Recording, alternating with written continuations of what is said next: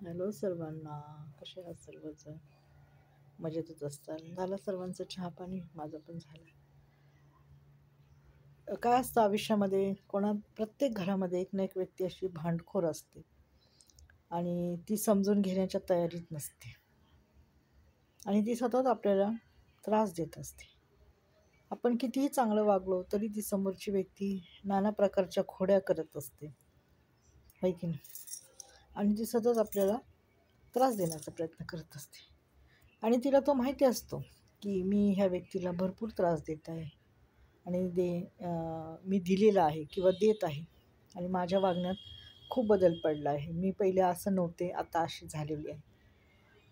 तर ह्याला एकच कारण असतं की त्यांचा अहंकार.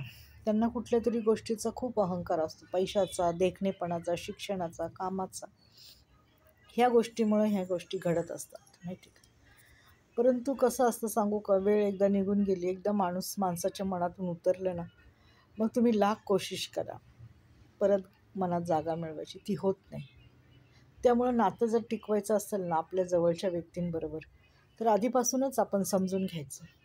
जरी चुकलं तरी समजून घ्यायचं की बाबा आपण असं उद्धटपणे वागू नये, कारण का पुढे जाऊन आपल्याला ह्या व्यक्तीची गरज लागणार आहे आणि माणसाचीच गरज असते हो. पैसा काही माणसासारखी कामं करत नसतो, माणसंच लागतात, हो की नाही?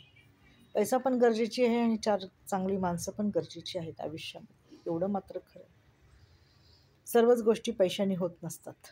त्यामुळं अशा घाणेरड्या लोकांना एकच वाक्य बोलायचं की बाई, तुझा आम्हाला खूप त्रास झालेला आहे आयुष्यामध्ये, तू आम्हाला इतका भयंकर त्रास दिलेला आहेस, आता इथून पुढं आम्हाला त्रास देऊ नको. आमचा जो त्रास आम्ही सहन केला तो विनाकारण आम्ही सहन केला, आमचं काही चुकी नसताना पण आम्ही सहन करत गेलो, हीच सर्वात मोठी आमची चूक झाली. नाईलाज होता, त्यामुळं सहन करावा लागला, हो की नाही?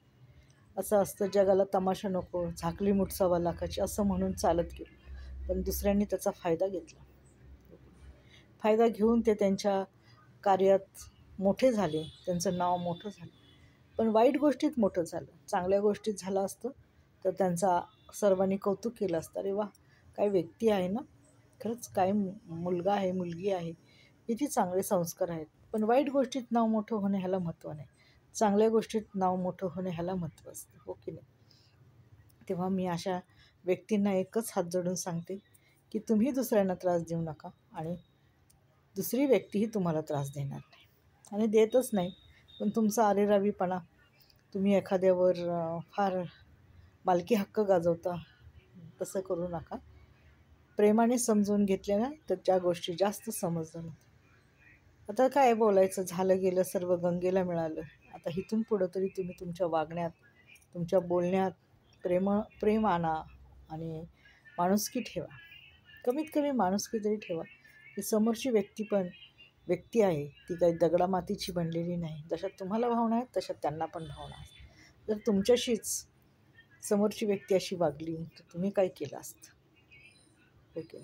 प्रत्येक व्यक्तीने हीच गोष्ट लक्षात ठेवायला पाहिजे की जर आपल्याबरोबर अशी गोष्ट घडली असती तर आपण काय केलं असतं आणि समोरचं काय करत आहे, समोरच्याची काय चूक आहे. चूक नसताना सहन करणं फार मोठं तुम्ही आम्हाला हे करताय. ती गोष्ट तुमच्यासाठी चांगली नाही, कारण का परत तुम्हाला तोंड नाही आमच्यासमोर येण्याचं आणि बोलण्याचं आणि नातं जोडण्याचं. तेव्हा आहे तेवढं बाद झालं. आता इथून पुढं सुधरून राहा, चांगले राहा, दुसऱ्याला पण राहू द्या आणि तुम्ही पण राहा, हो की नाही? माझं तर काय, आज आहे उद्या नाही, हो की नाही?